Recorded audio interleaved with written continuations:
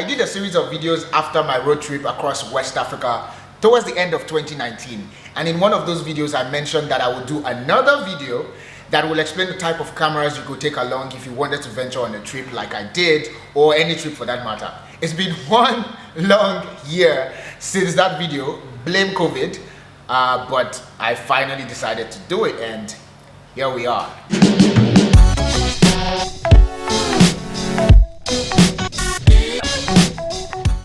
I understand that we're still in a pandemic and a lot of international travel is still pretty much restricted. However, a lot of people are still traveling: Jamaica, Dubai, Turkey, and so on and so forth. So this still applies. At the same time, a lot of people are doing a lot of local traveling within the countries and within the neighboring countries. And so this still very much applies. As a matter of fact, 100%. Some of the most beautiful things that traveling does to us, beyond introducing us to new cultures and new people and new places, is that it improves our well-being overall. It reminds us that we're brave, because when you go out there, you tend to try out new things. It reminds you of the moment where you showed kindness to someone, or someone showed kindness to you in another country where you didn't know their language and you didn't know where to go to. Sometimes there could be bad memories too, but for the most part, traveling just adds value to us in so many ways that we cannot quantify. And that's why it's very important to be able to capture those moments. Capturing those moments helps us to share those moments with other people as a form of connection, but also in moments where we're down and bored or just don't know what to do with our lives, we can just flip up our albums or our phones and go through those memories again, and they just send happy neurons into our heads and put big smiles on our faces. Enough of the philosophical moments, let's go straight to the meat in the pot.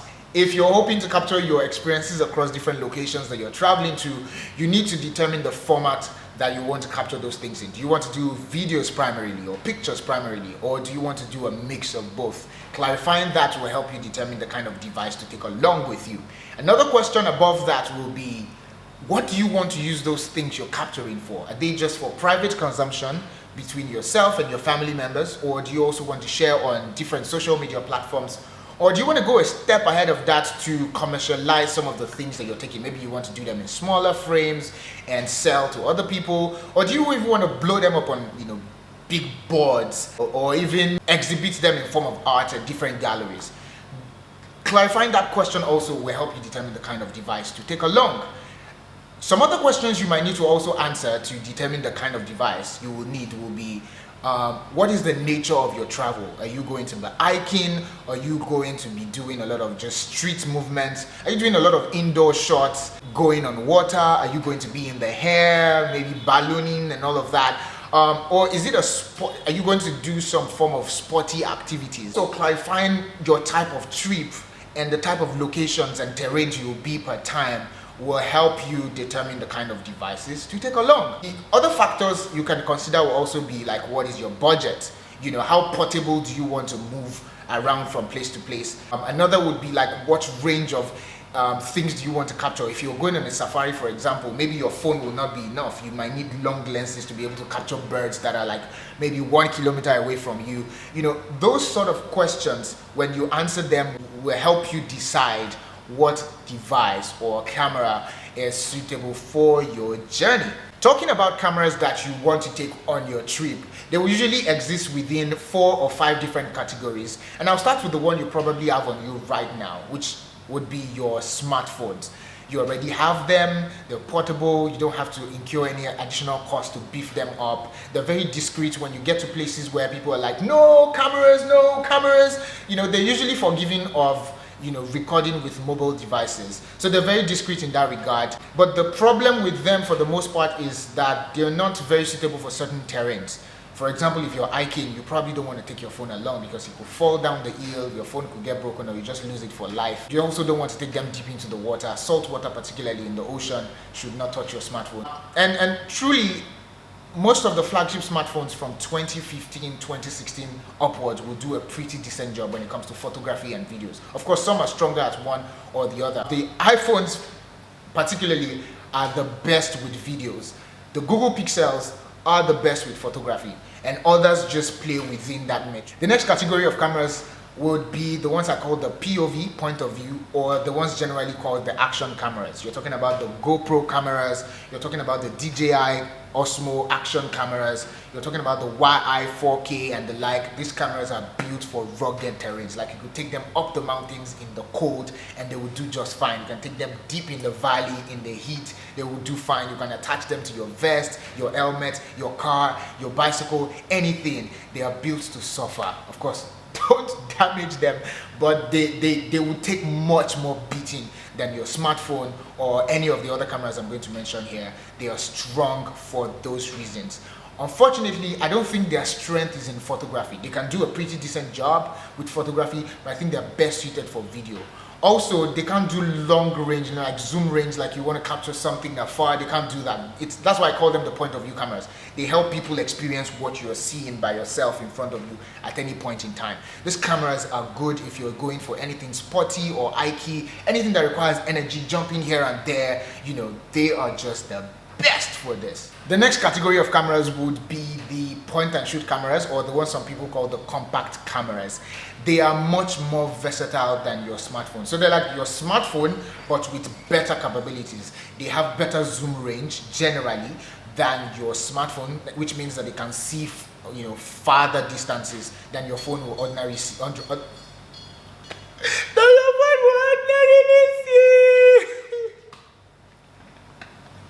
Anyway, you know, they have better dynamic range. They have better dialing buttons for custom settings than you can have on your phone. They're just better capable to do videos and photography together than your average phone will do. And in this category, you have cameras like the Sony RX100 series. In the Sony RX100 series, I think you should start from the third generation. The first and second generation, they call them Mark 1, Mark 2. I don't think you should buy those at this point. You know, they're good enough, but in 2020, 2021, maybe not. Go for the third generation, Mark 3 upwards. But if you want to go on the Canon route, then you want to go for the G7X series. They have the Mark 1, Mark 2, I think the Mark 3 is the latest one, I'm not sure, the Mark 4, I'm not very sure now, but any of them will do a pretty decent job. They all do full HD recording, but the higher they go, the better the capabilities they have. But any of them, depending on your budget, will do at this point in time. Or if you don't want to go the Canon or the Sony route, you also have the Panasonic route. Panasonic cameras are also very good, especially with the user interface. But if you're going to go that route, they have the Lumix series, the Panasonic Lumix. They call them the LX series. Any of them from 2015 upward will do a pretty decent job for you. Those are like the three brands that I can recommend for compact cameras, and they will do an amazing job for you. Mirrorless cameras are the next categories of cameras that you might want to take on your trip, especially if you want to go commercial with your photographs and your videos. This is the category I think you need to start from, because emphasis will now be placed on the sensor size of your camera. Of course, all the cameras I've mentioned up to now come with sensor sizes, but it is in this category you begin to hear things like full frame cameras, cropped sensor cameras, and under cropped sensor cameras you begin to hear things like APS-C cameras and micro four thirds. Different brands decide the ones they want to use in their cameras per time. However, the major difference between a full frame camera and a crop sensor is the amount of detail that each camera can capture per time. So a full frame camera, for example, will give you a wider field of view compared to a cropped sensor within the same position. Also, or consequently, because it captures more detail, it captures more light. So also, if you're going to be doing a lot of indoor shooting or night shooting or places with so much shade, full frame cameras will generally serve you better in that regard. However, they are very expensive and their accessories are also quite expensive. Their lenses and all sorts, they are generally much more expensive than the crop sensor cameras. Now, each brand or most brands have different lines for their cameras. So you have the Sonys, they have the full frame line, and they also have the crop sensor line. Canon also does the same, and so do other brands. Under the three brands I will usually recommend are the Sonys, Canon, or the Panasonic. The Sonys, for example, have their full frame cameras under the A7 series. So any of their cameras you see start with A7 something, it means that it's a full frame camera. It's a full frame camera. Anyone you see start with A6 something is a crop sensor camera or the APS-C line. So under their full frame line, you're going to hear the A7, which is the first generation, and then you hear the A7 II, second generation, A7 III. Now those are the basic lines within their full frame category. Now they now have other ones that they differentiate based on their capability. So if you see A7R or A7R2, A7R3, A7R4, anything with R depicts that camera, that Sony camera, is specific to photography. It can do videos and the like, but it's primarily designed for photography. If you see A7S, A7S2, A7S3, it means that it is primarily suited for videos. It will do photography, but its primary capability is for video. Now, if you don't see R and S, it means that it can do both. And so it's the medium line within the full frame category. Now if you go to their crop sensor category, you're going to hear the A6 series. So you hear the A6000, the A6100, A6100, A6300, A6500. Anything that starts with A6 under the Sony line is a cropped sensor mirrorless camera.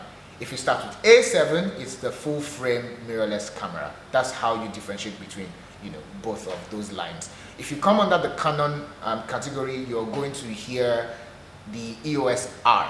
The EOS R are the full frame category, while the EOS M are the crop sensor category. The last category of cameras are the DSLRs. You see how beefy they generally get.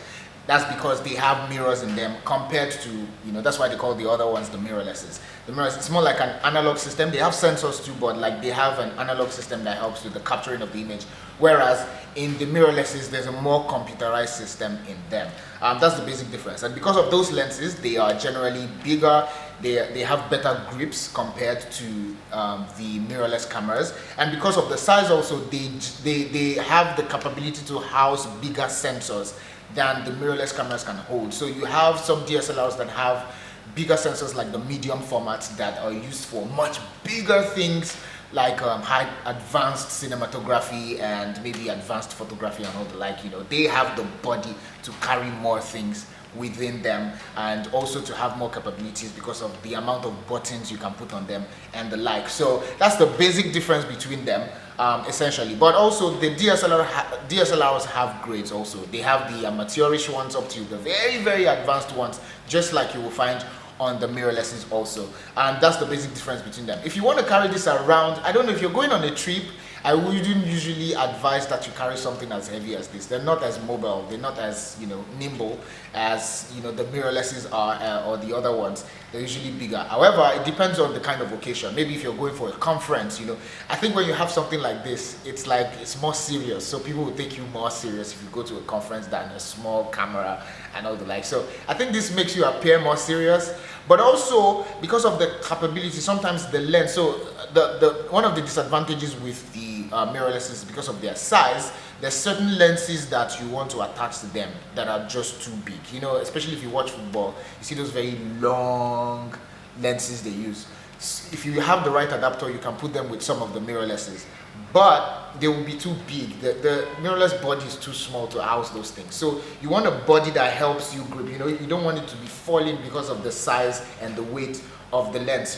Just be falling because of the small body of the mirrorless. But with these ones, they have better grips, they are bigger, they can house. So if you're doing like safari shots, you're doing more serious things, I think these ones are more suitable for that. I think those are the use cases for these bigger cameras.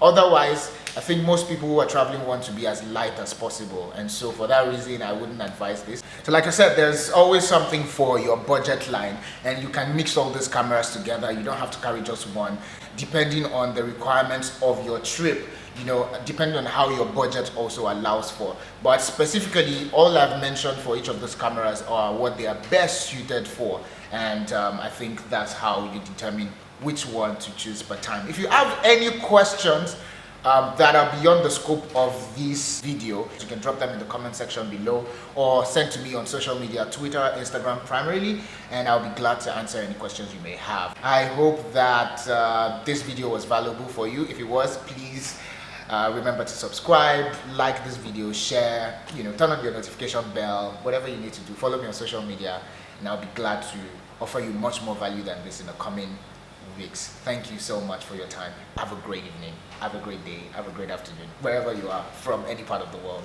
Bye.